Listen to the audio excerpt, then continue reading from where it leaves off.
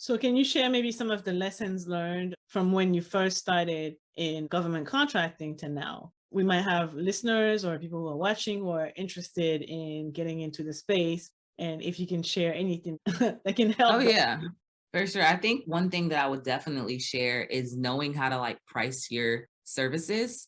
So we're a service-based business, and I will say that in the beginning when we were submitting proposals or submitting our bids, our pricing was so off. It was so off. The awards would get sent out. When the awards get sent out, you're able to see what other people price their jobs at. We were so high. It came from like, okay, well, the way you would price yourself in the private sector is completely different than how you would price yourself in the public sector.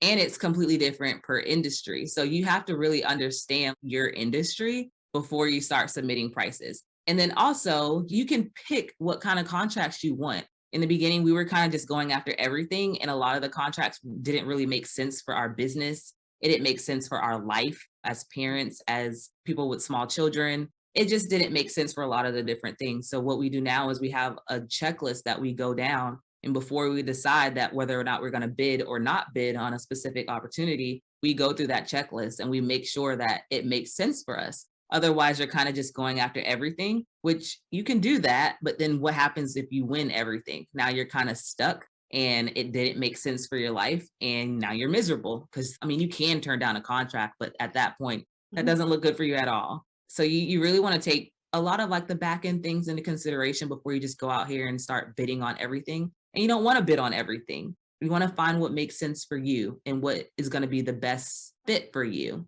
And I think the last thing that I would share is that a lot of people, I think, talk about, I know in the government contracting world, I hear a lot of people talking about, you just want to be the lowest bidder. You just want to be the lowest bidder. You don't have to, if you're trying to be the lowest bidder and it's not making sense as far as profit for you or your business, there is no reason why you should even be going after that. Yes, you can be the lowest bidder sometimes and it still makes sense. But if you have to lower your bid so much to where it just doesn't make sense, it's not worth your time. You need to trash that and go to the next contract and find a contract maybe that an opportunity that isn't looking for the lowest bidder. They're looking for the most qualified bidder because now you don't have to worry about being the lowest bidder. You just have to worry about showing that agency that you are the most qualified for that contract. So those would be the three things that I share.